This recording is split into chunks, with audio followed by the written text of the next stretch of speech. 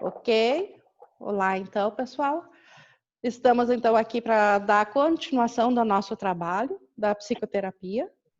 E, como sempre, nesse momento, nós queremos entregar nossos pensamentos ao Espírito Santo para que ele assuma esse momento por nós. Que ele se revele através desse trabalho que nós estamos estudando e que o que ele nos mostrar venha a fazer parte do nosso ser, dos nossos pensamentos, pois essa é a nossa vontade. Amém. Amém. Então, nós agora vamos dar a continuação do nosso trabalho e nós estamos finalizando o processo da psicoterapia, onde a gente já tinha visto os limites da psicoterapia, o lugar da religião na psicoterapia, o papel do psicoterapeuta. Semana passada nós vimos o processo da enfermidade e o processo da cura, além da definição da cura. E, resumindo, então, nós poderíamos dizer que o processo e a definição de cura é que a cura sempre acontece na mente. A causa está na mente. O comportamento que aparece aqui no mundo físico é sombra de uma causa que está na mente. E o curso, ele não se ocupa de modo algum com a sombra. Ele não perde seu tempo trabalhando em melhorar a sombra, em melhorar aspectos físicos, por exemplo, de uma cura. Então, a cura no curso é mudar a ideia de separação da mente, porque a causa da doença é a mente doente. E a mente doente é aquela que acredita que ela não é aquilo que ela ainda é. Ou seja, aquela mente que acredita que se separou de Deus, que ela se autocriou, que ela agora tem um existencialismo separado à parte de Deus. E isso engendra medo. E esse medo que é a causa da doença. E agora, então, nós vamos ver, no último tópico, o relacionamento ideal entre paciente e terapeuta. Porque as dádivas de Deus, elas têm muito a nos oferecer dentro desse relacionamento. Vamos começar, então, a nossa didática da leitura. Então, o relacionamento ideal entre paciente e terapeuta. Quem, então, é o terapeuta e quem é o paciente? No fim, todos são ambos. Aquele que precisa de cura tem que curar. Médico, cura a ti mesmo.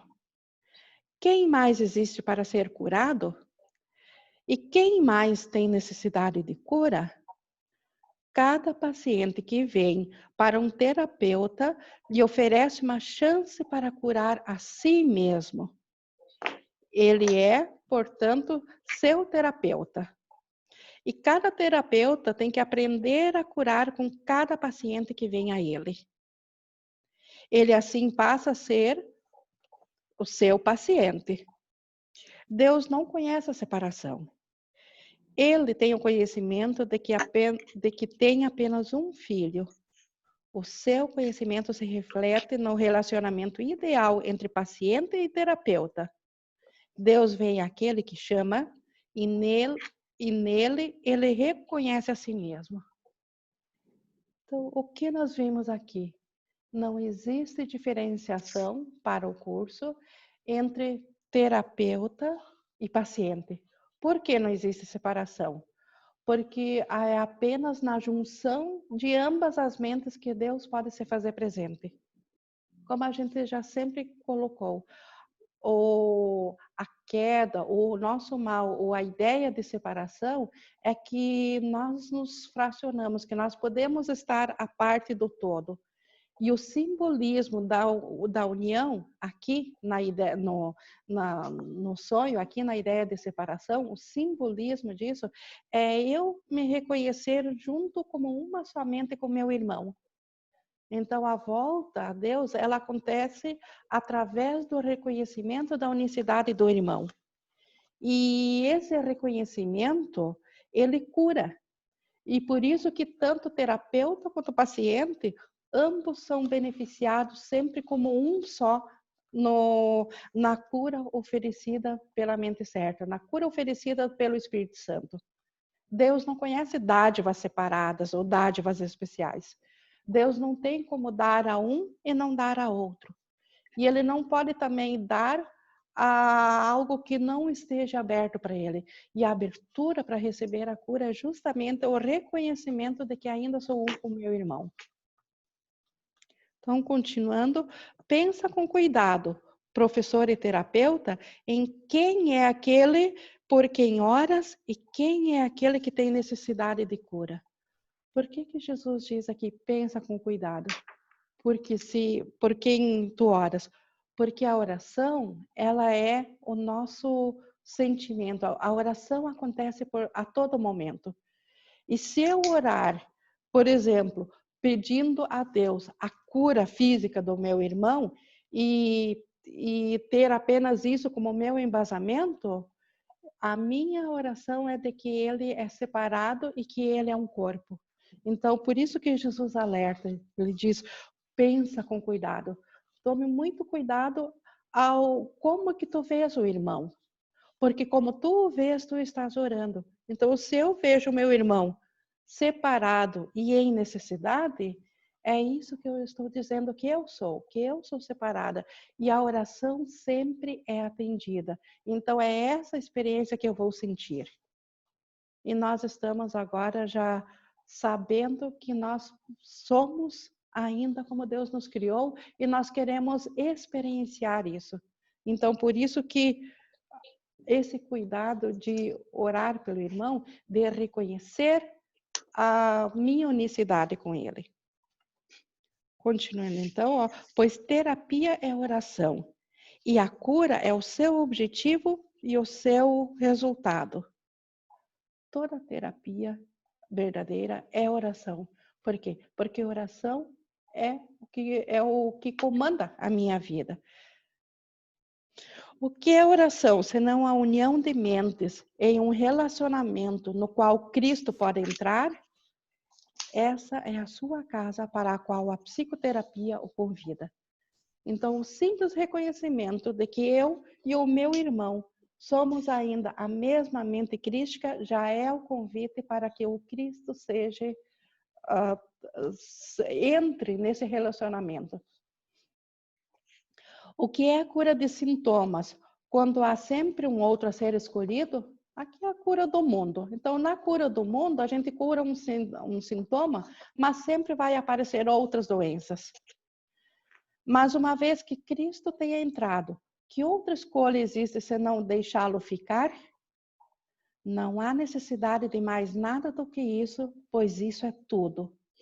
A cura está aqui e a felicidade e a paz.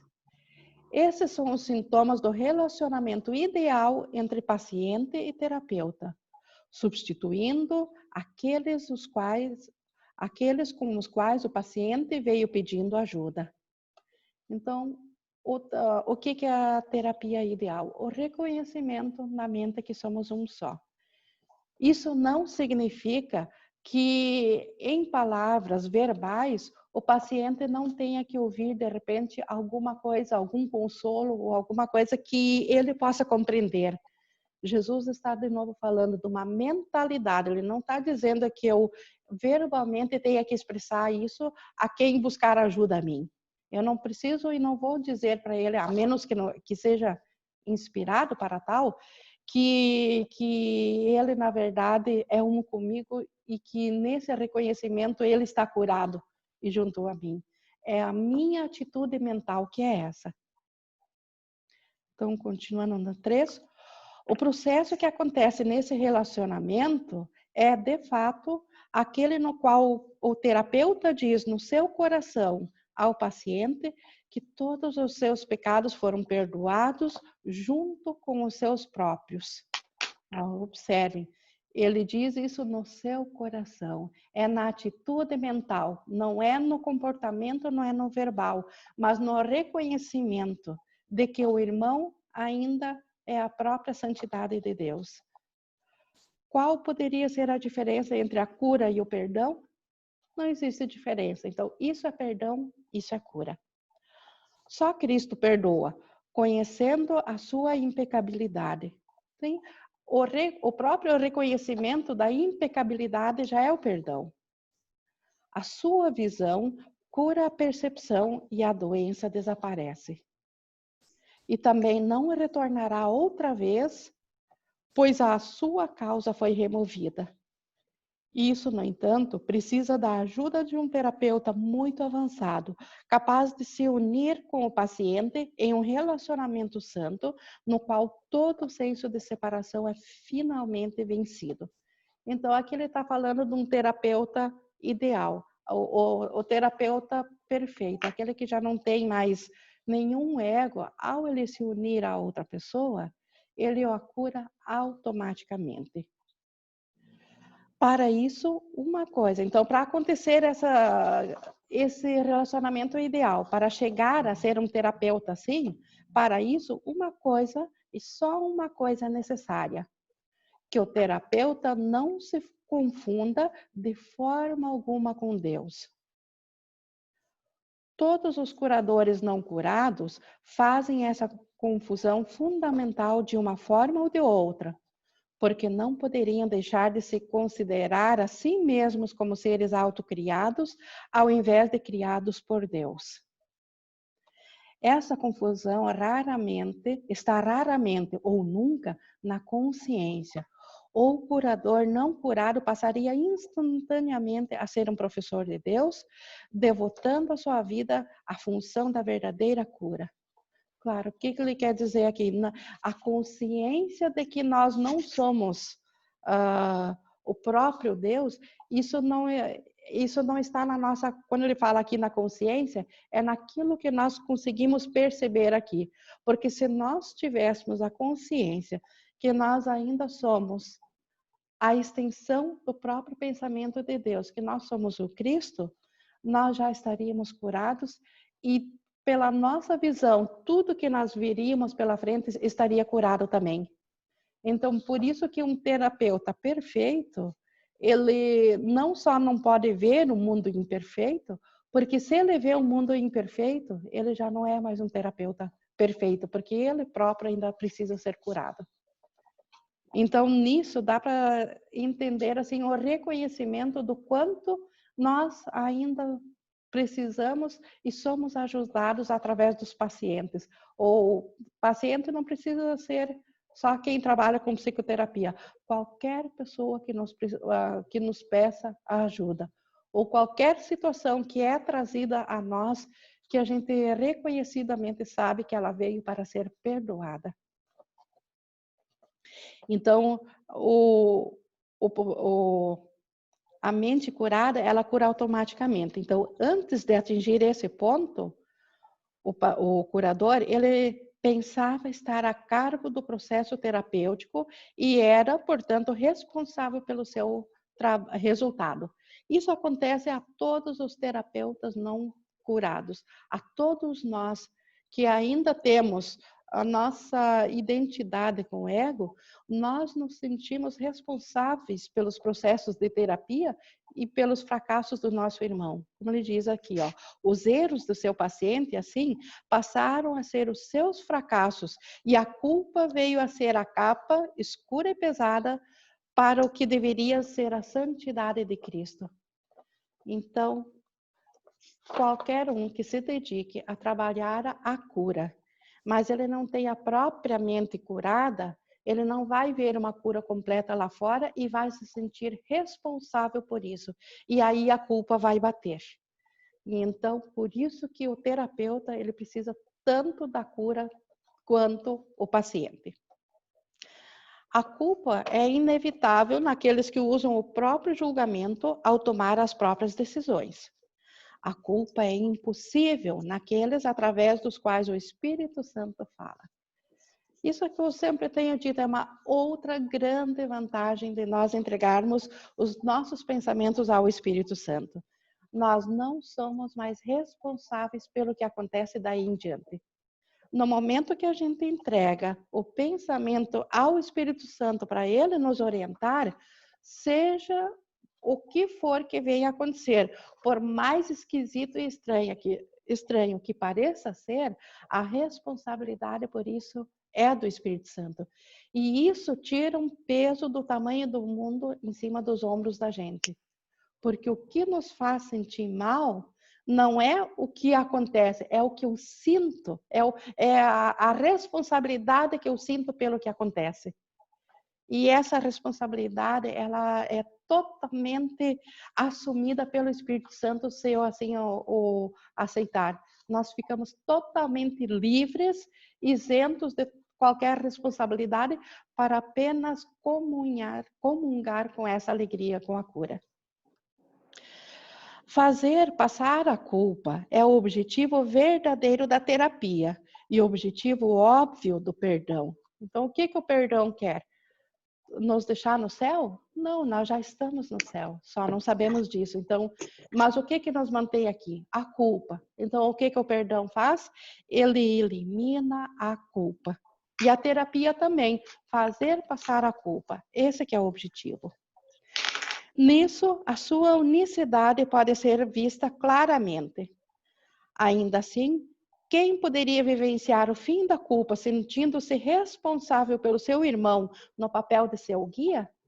Então, é óbvio que eu não posso ser responsável pelos atos do meu irmão, pelo que acontece para ele, se eu não quero me sentir culpada. Não é se eu não quero me sentir culpada, se eu não vou me identificar com culpa, se eu não vou me sentir culpada. Então, o Espírito Santo no comando sempre. Então, falando ainda do sentir ser responsável pelo irmão. Tal função pressupõe, então, tal função, qual é a função? A função de eu ser responsável pelo meu irmão. Então, tal função pressupõe um conhecimento que ninguém aqui pode ter.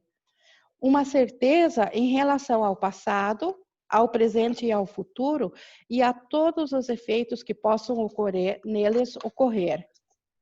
Só a partir desse ponto de vista onisciente, tal função seria possível. Contudo, nenhuma percepção é onisciente, e o diminuto ser de cada um só contra o universo não é capaz de assumir a posse de tal sabedoria, exceto na loucura. E muitos terapeutas são loucos, é óbvio.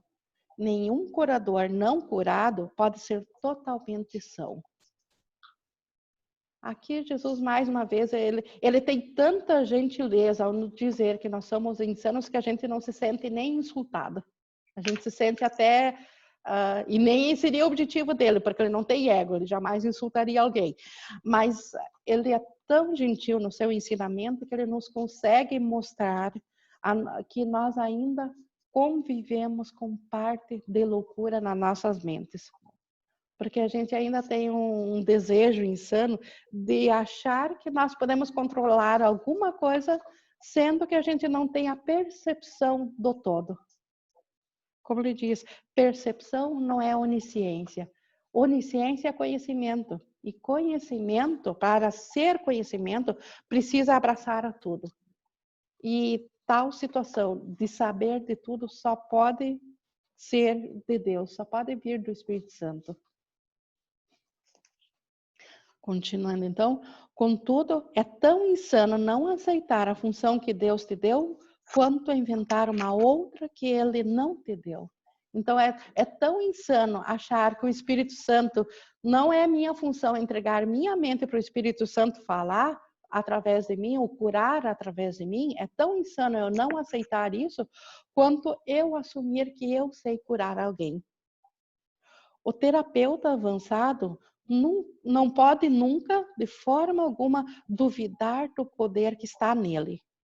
E também não duvida da sua fonte, ou seja, ele não duvida que vem de Deus, que vem do Espírito Santo. Ele compreende que todo poder na terra e no céu pertence a ele devido a quem ele é.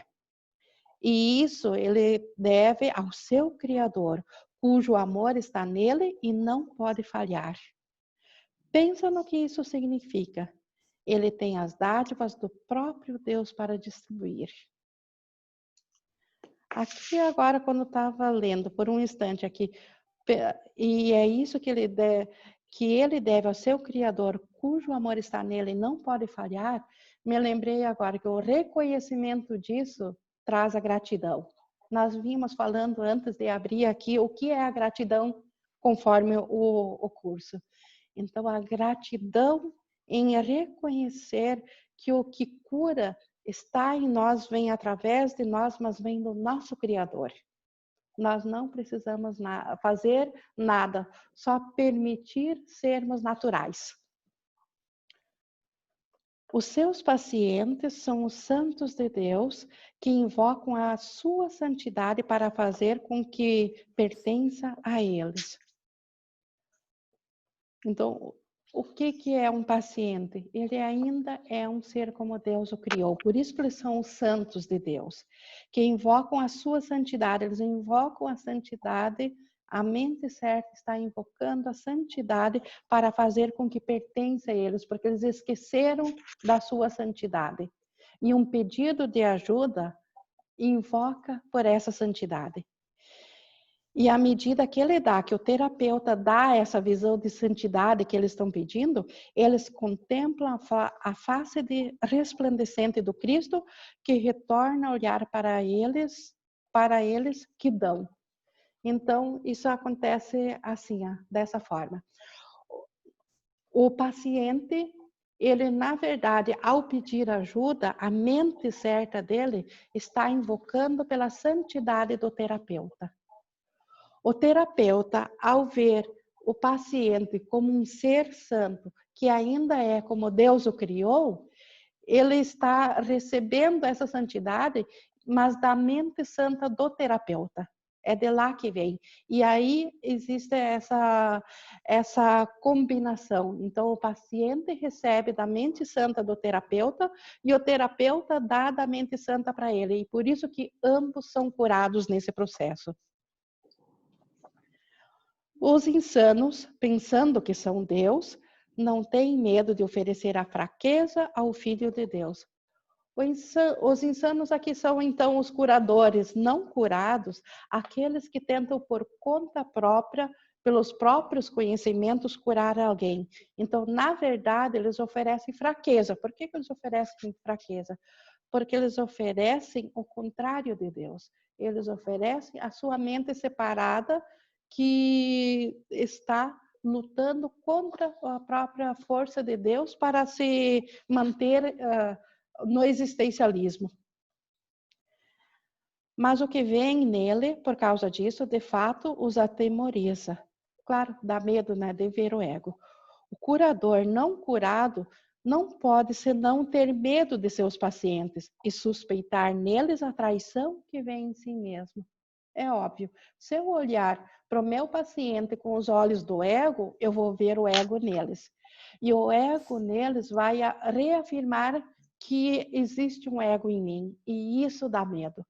Assim como anteriormente, na frase anterior, a gente viu que a santidade reconhece a santidade no outro, e isso cura, o curador não curado, no momento que ele olha através do seu ego para o ego da outra pessoa, o ego da outra pessoa olha de volta para esse terapeuta não curado, apontando-lhe que ele também é um ego.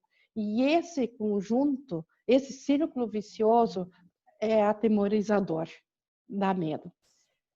Então, esse curador, ele, não curado, ele tenta curar e algumas vezes pode conseguir, mas não terá sucesso, exceto em certa medida e por pouco tempo. Ele não vê o Cristo naquele que chama. Que resposta pode dar àquele que parece ser um estranho, alheio à verdade e pobre em sabedoria, sem o Deus que tem de lhe ser dado? Contempla o teu Deus nele, pois o que vês será a tua resposta. Então, se eu ver, como ele escreveu aqui, o Deus de D minúsculo, se eu ver o ídolo, o ser separado, o ego no meu irmão, é essa resposta que eu terei, que ele é. Mas se eu o contemplar com a visão de Cristo, o próprio Deus vivo será a resposta. Pensa no que a união de dois irmãos realmente significa. E depois esquece o mundo e todos os seus pequenos triunfos e os seus sonhos de morte. Aqueles que são o mesmo são um só, e nada agora pode ser lembrado do mundo da culpa. A sala passa a ser um templo, e a rua um riacho de estrelas que passa de leve por cima de todos os sonhos doentios. A cura está realizada, pois o que é perfeito não precisa de cura. E o que resta ser perdoado, onde não há nenhum pecado? É maravilhoso quando a visão de Cristo entra no relacionamento. Como ele diz aqui, a sala onde eu estou passa a ser um templo. A rua, ou o meu ao redor, um riacho de estrelas. Jesus está falando aqui metaforicamente das coisas mais lindas que nós, pela nossa experiência, conseguimos contemplar aqui. Então, passa com leveza, passa a ser a coisa mais linda que temos a experienciar. Ser grato, terapeuta, por poderes ver tais coisas como essas, se apenas compreenderes o teu papel corretamente. Qual que é o meu papel, então, correto? Permitir que o Espírito Santo faça a cura através de mim. Permitir que eu veja o Cristo no irmão que me pede ajuda. E que isso vem através de mim, mas não vem de mim, vem do próprio Deus, vem do Espírito Santo, pois eu não me criei a mim mesma. Sim, Deus criou e cria e mantém a tudo. Mas se falhares nisso, então se falhares em compreender o papel corretamente, terás negado que Deus te criou e assim não saberás que tu és seu filho. Então, esta é a grande perda que nós temos quando a gente vê o ego no irmão. Nós perdemos a oportunidade de saber que nós somos o filho de Deus. Então, esse é um preço muito alto. É um preço altíssimo, caro demais para a nossa paz. Quem é teu irmão agora? Que santo pode vir para levar-te para casa com ele? Tu perdeste o caminho. Então, cada vez que eu não vejo no meu irmão o próprio Cristo, eu perdi o meu caminho. E podes agora esperar ver nele uma resposta que tu recusaste a dar? Então, se eu não dei a resposta, se eu não dei a visão de Cristo para o meu irmão, como é que eu posso esperar que o Espírito Santo responda a mim? Cura e fica também curado. Então, este é o segredo. Curar e ficar curado. O que é curar? Ver o Cristo no irmão e saber que o Cristo está em mim. Não há nenhuma escolha com relação à estrada que possa conduzir à paz. Não existe outro meio de estar em paz. Este é o único modo de estar em paz. Curar e ser curado. Ver o Cristo no irmão e saber que ele está em mim. Deixa o teu paciente entrar, pois ele veio a ti da parte de Deus. Não é a sua santidade suficiente para acordar em ti a memória dele? Então, esse é o apelo de Jesus. Deixa o irmão entrar, porque é ele que traz a dádiva da salvação. No curso inteiro a gente lê trechos que dizem o Salvador, o meu irmão é o meu Salvador. Por que ele é o meu Salvador? Porque no reconhecimento do Cristo nele, eu saberei que o Cristo está em mim. Porque tudo que eu vejo lá fora é efeito espelho. Então, é assim que a cura acontece. Então, graças a oportunidade de eu poder ver a cura no irmão, eu poderei ser curado junto. Então, por isso que, como a gente viu lá no início do relacionamento entre terapeuta e paciente, ele diz, os dois são ambos. Então, quem é o paciente, quem é o terapeuta? Ambos, porque a dádiva da graça, da cura do Espírito Santo só pode entrar no relacionamento de ambos. Nenhum sozinho consegue ser curado, porque Deus não existe sozinho. Ele não existe à parte. Ele ainda é uma integridade. E a integridade precisa ser reconhecida. Então, com isso, nós concluímos essa parte do relacionamento entre paciente e terapeuta. Nós podemos seguir ainda, nós temos um tempinho ainda, para ver agora, na parte 3, a prática da psicoterapia, a seleção dos pacientes, que é o primeiro tópico. Tá. Pode ser ainda, meninos, podemos ver esse primeiro tópico? Tá, porque ele na verdade tudo é uma continuação.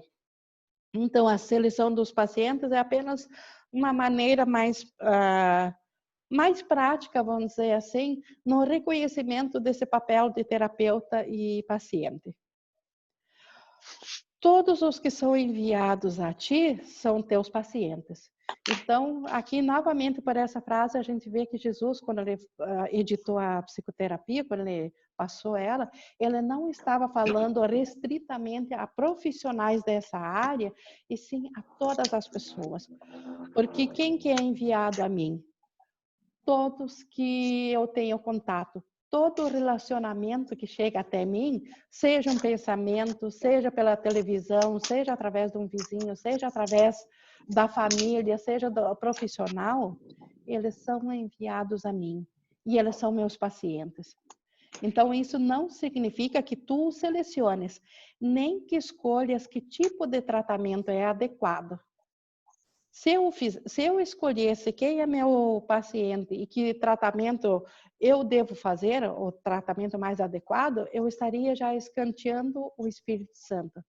E é isso que a gente viu na sessão anterior, que o grande mal nosso ao praticar a cura, ou o que consegue nos manter na culpa, é nós assumir o papel do Espírito Santo. Então, é o Espírito Santo no comando sempre. Então, nós não somos nós que escolhemos o tipo de tratamento. Isso, mas significa que ninguém vem a ti por engano. Então, todo relacionamento, em Deus não existem enganos. Todo relacionamento, ele vem com o potencial de ser curado. Não há erros no plano de Deus. Seria um erro, contudo, assumir que sabes o que oferecer a cada um que vem. Isso não cabe a ti decidir.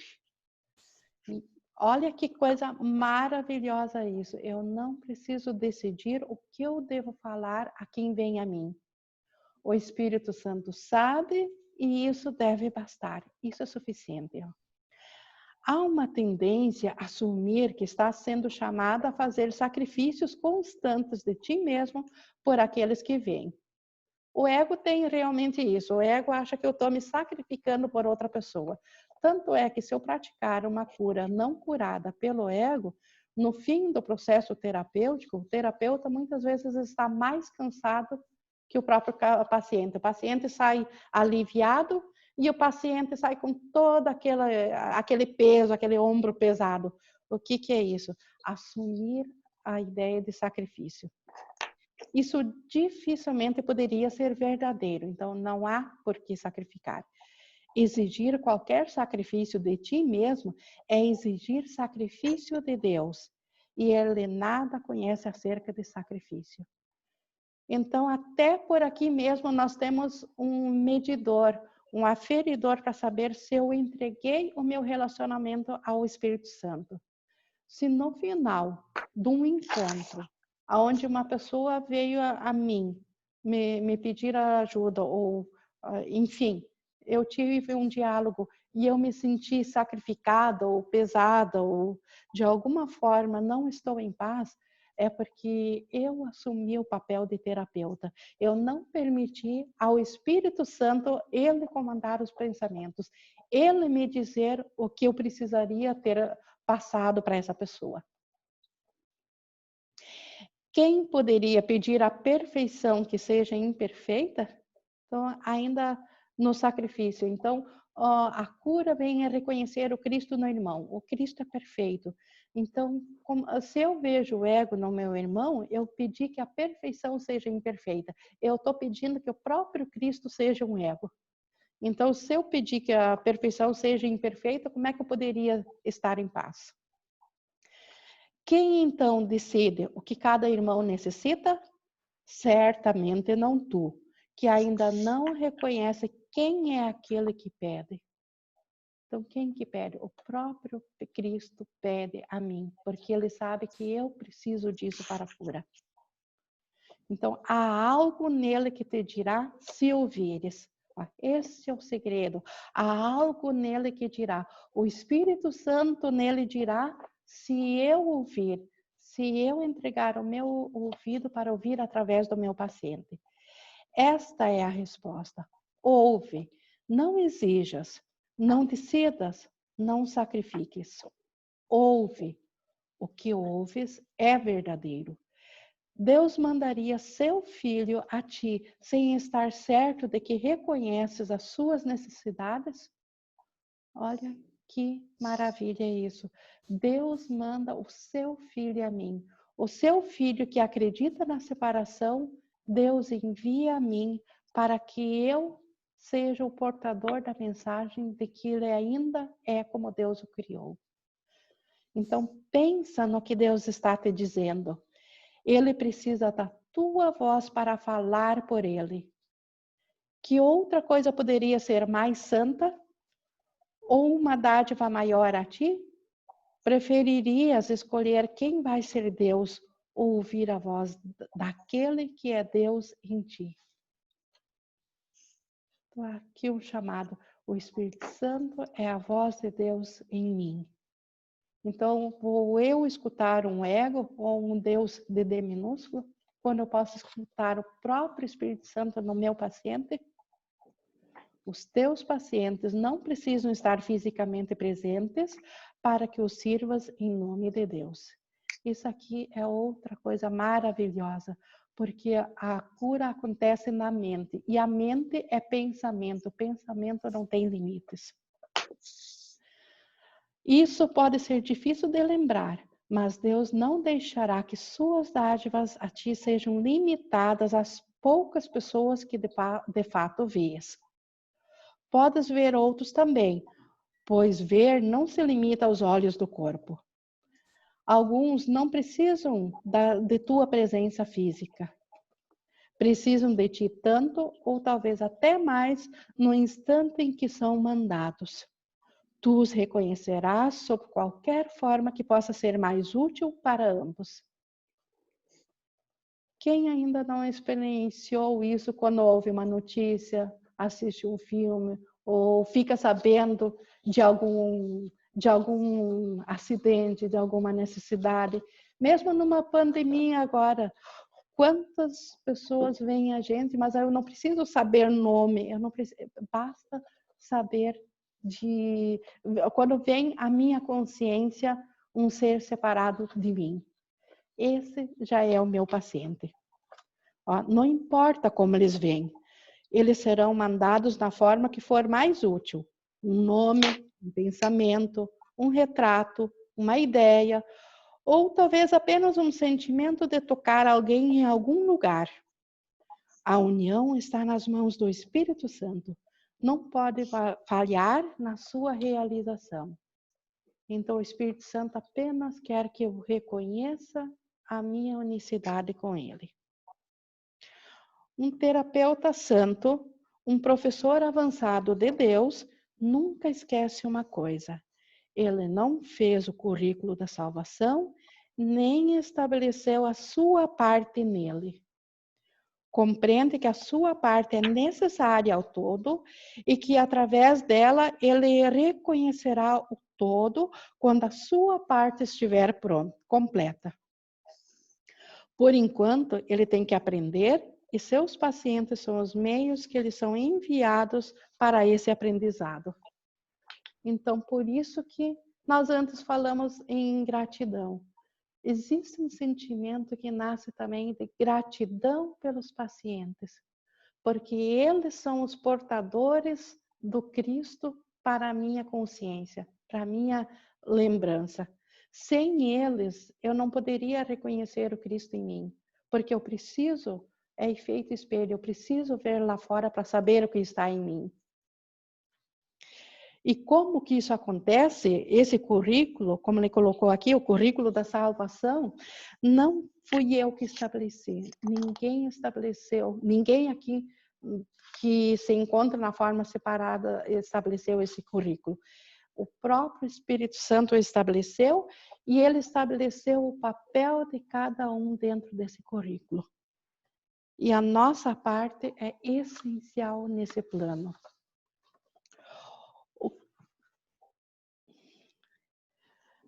Então, continuando, o que poderia ser ele, se não grato a eles e para com eles? Então, aqui o curador, por que que ele, o terapeuta, o que que ele pode ser com o paciente? Ele só pode ser grato por eles e para com eles. Os próprios pacientes, eles vêm trazendo a Deus. Recusaria ele, o curador, essa dádiva por uma pedrinha? Ou fecharia a porta ao Salvador do mundo para deixar entrar um fantasma? Que ele não traia o Filho de Deus. Aquele que o chama está muito além da sua compreensão. Contudo, não se regozijaria ele por poder responder, e só assim será capaz de ouvir o chamado e compreender o que é o seu próprio? Então, com isso, nós completamos a seleção dos pacientes. Nós ficamos por aqui nessa semana. E nesse reconhecimento, então, que ninguém vem a nós, ou nada vem a nós por acaso. Não existe acaso e não existe nenhuma situação que não tenha o potencial de cura. E essa cura, ela não vem de nós, ela vem do Espírito Santo. E por isso que ela é verdadeira e por isso que nós podemos nos alegrar em cada situação que chega a nós, por ser essa oportunidade de nos trazer a salvação. E isso traz gratidão ao coração. Podemos abrir então os microfones, vou abrir aqui o da Di também. Para algum comentário, alguma complementação? Deixa eu abrir aqui.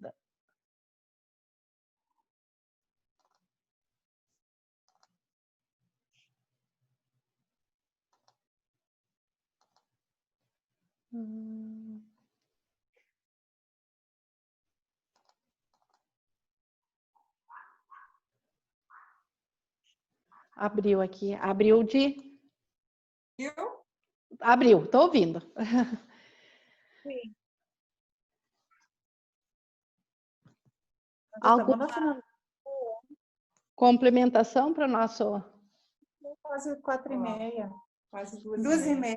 2h35. Não, alguém quer completar alguma coisa com relação ao assunto? Ou eu encerro aqui a gravação e nós continuamos em off? Pode encerrar. Tá. Então, tá. Gratidão ao Espírito Santo por essa hora. Que Obrigada. Eu sinto realmente a presença do Deus vivo em nós, assim, nesse conjunto. Isso é maravilhoso.